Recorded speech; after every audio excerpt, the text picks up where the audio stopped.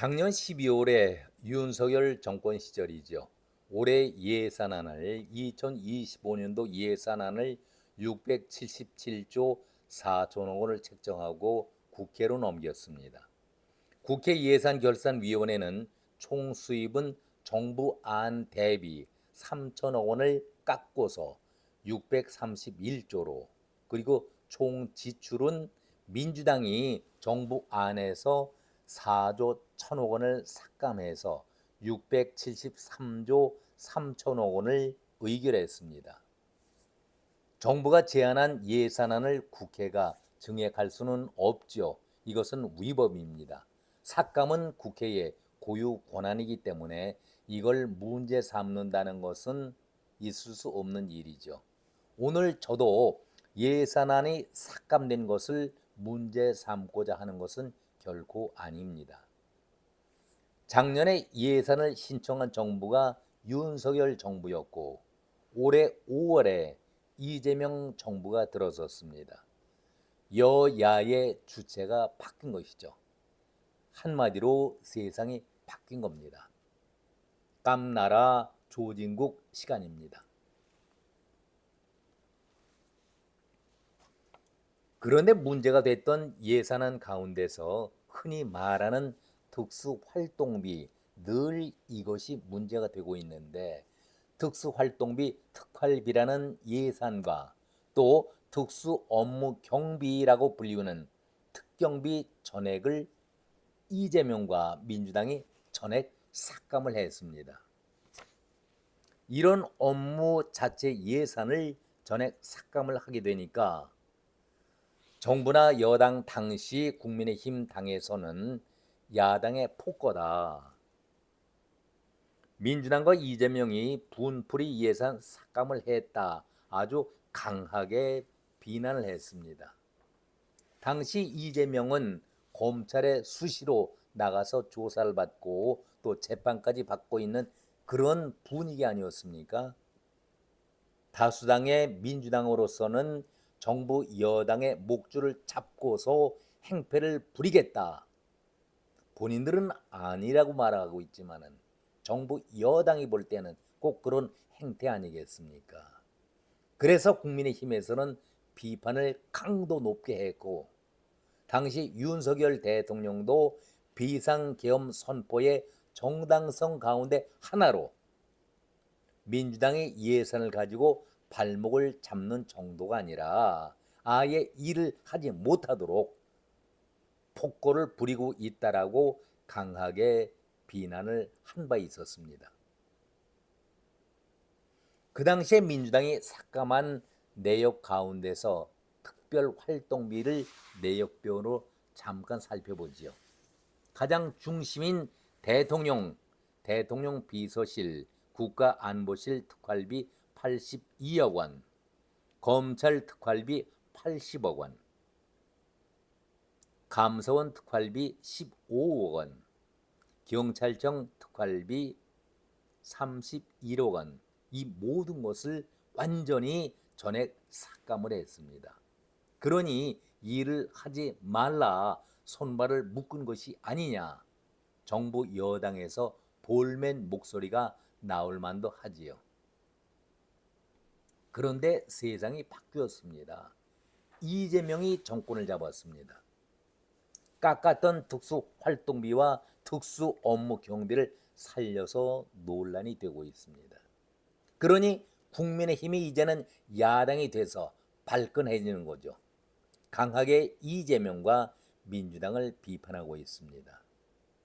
한마디로 윤석열 정부 때에는 이런 비용들을 인정할 수 없다, 그러더니 이재명 정부는 일을 하려면은 이런 돈이 반드시 필요하다, 이렇게 주장을 하고 있으니 누가 정권을 잡느냐에 따라서 필요하다, 필요하지 않다, 이런 논란이 벌어진다라면은 정말 나라가 제대로 이끌어 가겠습니까? 이런 것은 정말 세밀하게 사용처를 확인하면서 예산의 오남용을 철저히 막고, 다 국민의 세금 아니겠습니까? 혈세 아니겠습니까? 사실은 김대중 정권 그리고 노무현, 문재인 때에도 다 특활비, 특경비를 사용해 온 것도 사실이었습니다. 그런데 특히 문재인 시절에 김정숙이 이 특활비를 이용해서 옷도 샀네, 신발도 샀네, 여기에 관봉권 얘기가 처음으로 등장을 하게 되는 것이죠. 그래서 시끄러웠었는데 왜 유독 윤석열 때만 문제 삼고 전액 삭감을 하느냐. 볼멘 목소리를 낼 만도 하지요. 그런데 이재명이 정권을 잡으니까 특활비, 특경비를 살려놓겠다. 이렇게 얘기하니까 시끄러울 수밖에 없는 것 아니겠습니까? 이것이 전형적인 내로남불이고 춘풍추상. 춘풍추상이 뭡니까?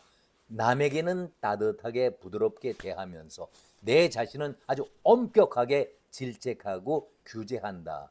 춘풍추상. 근데 반대로 이재명 정권은 이용하고 있는 것 같습니다. 춘풍추상이 아니라 춘상추풍 그 짓거리를 하고 있다라고 많이들 볼멘 목소리를 하고 있습니다. 아니 윤석열 정부 때에는 절대 용납할 수 없었다던 특수활동비, 특수업무경비를 왜 이재명 정부에서는 다시 살리려 했을까? 참 이해할 수 없는 대목 아니겠는가? 우리말에 이런 얘기가 있습니다. 말 타면은 경마 잡히고 싶다. 말을 타는 것도 좋은데 내가 말을 탔으니 이제 경마 고삐 잡는 것은 하인을 좀 시켰으면 좋겠다. 나도 좀 여유 있게 폼 한번 잡아보겠다. 나도 특발비를 마음껏 써보자. 그런 뜻 아니겠습니까? 얼마 전까지는 윤석열 정권의 특활비 쓰는 것은 절대 허용할 수가 없다. 다수당 민주당이 힘으로 밀어붙여서 다 전액 삭감을 했었는데 이재명이 정권을 잡았으니까 우리도 폼도 잡고 해볼 것은 다 해봐야 되지 않겠는가. 이렇게 얘기하고 있으니 야당이 된 국민의힘 송원석 원내대표가 가만히 있겠습니까? 또 한마디 나섰습니다.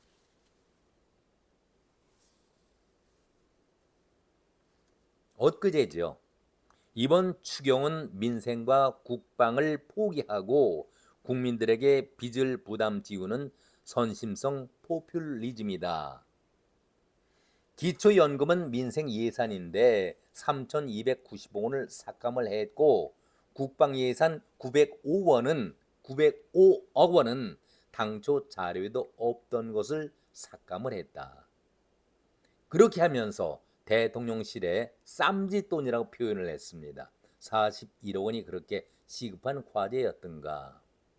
대통령실의 특수활동비 부과를 비난했던 것이죠. 정부 추경안에는 넣지 않고 국회 심사 과정에서 여당 의원들을 앞장 세워서 특활비를 슬그머니 집어넣은 것은 아주 비겁한 차도 살인의 정치의 민낯이다. 이렇게 송원석 원내대표는 민주당과 여당을 정부를 아주 강하게 비난을 했습니다.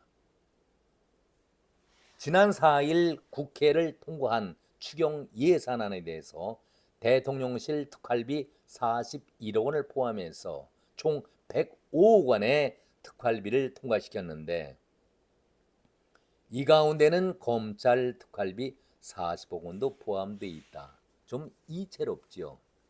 아니 그동안 민주당에서는 검찰 검수 완박이라고 해서 검찰을 완전히 손발을 묶어놓고 옷을 벗겨놓지 않았었습니까? 힘을 못 쓰게 만들었었는데 자기들이 정권을 잡고 보니 자기 입맛에 맞는 검찰의 활동비는 또 인정해 주자.